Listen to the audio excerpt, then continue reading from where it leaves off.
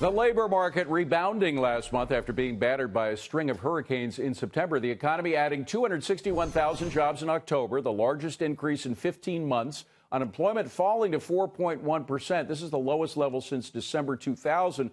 But that decrease largely was due to Americans leaving the workforce, with labor force participation falling to 62.7%. That's going in the wrong direction. Joining me now, Forbes media chairman and editor-in-chief Steve Forbes. So, Steve, as good as the numbers are, I mean, you know, it's nice to see fulsome employment. They weren't the best. No, they weren't. And if we don't get a tax cut, Bill, I wonder if those numbers could slip more. They could, because one of the things that was a little disturbing about that is that wages weren't really going up. And that's what you want. The tax cuts, if done properly, and that's a big if right now, you get both higher wages immediately, but also with the greater investment, you get better jobs and higher pay in the future. And the other thing you have to look at is what they call the household survey, where they call up people and say who's working. Those numbers are very volatile, but it's a better gauge of what small businesses are doing. Last month's report was not good. And I have to see, because it's volatile, you want to get a 2 or 3 or 4 month sequence.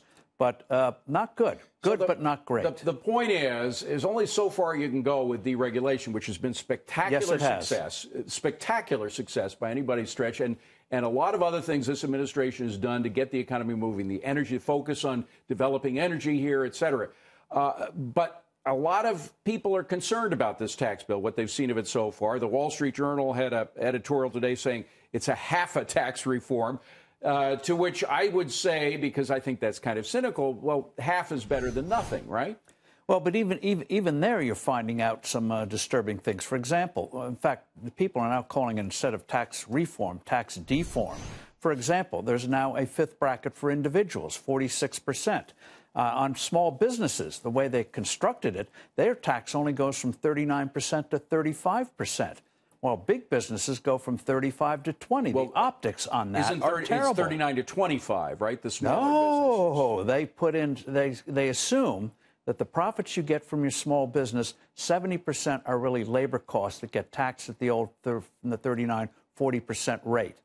So unless you got a good lawyer, your tax only goes from 39.6 to a little over 35%. And that's loaded with that stuff. Well, you know, it seemed to start. I saw it coming back on September 26 when they came out with the GOP tax plan, an overall view of the tax plan. And they had this line in there. They said, quote, this is from the GOP tax plan, a middle-class tax cut that is at least as progressive as the current system.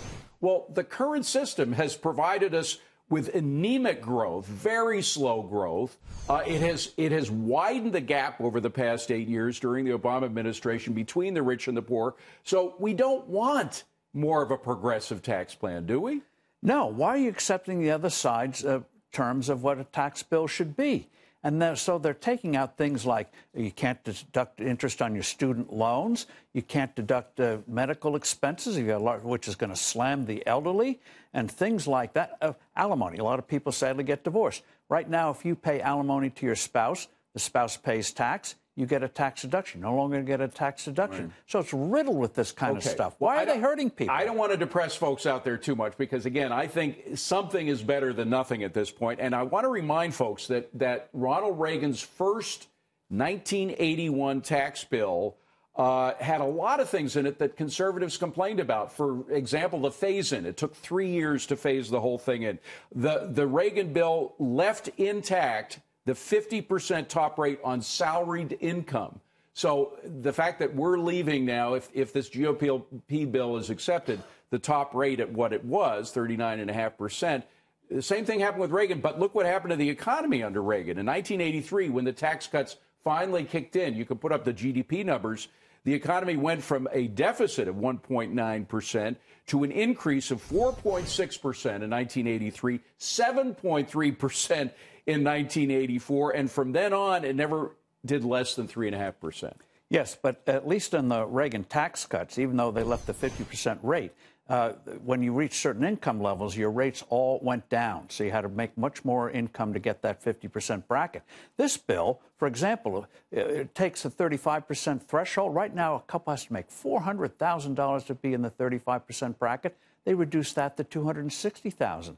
They've done these crazy things that, as we find out more, why? Just do what Reagan did, across-the-board tax cut. Well, and in fact, across-the-board tax cuts turns out to be very good for both the bottom of the economy and the top of the economy. From 1983 to 89, the increase in real income under Ronald Reagan, for the poorest 20%, it was up 11.8. For the richest 20%, just about the same amount, about 12%. So if you want to decrease that gap between the richest and the poorest, across-the-board tax cuts is the way to go. And a lot of those people who started out in that lower 20% moved up. Their incomes went up, so they went up to the 40, 50% level over their working lives. So we want dynamic. You only get dynamism with across-the-board cuts, and make it simple. All right, make it simple, but I would argue that half a loaf is better than none. Still, looks like half a loaf. Steve Forbes, good to see you, sir. Thank you very much.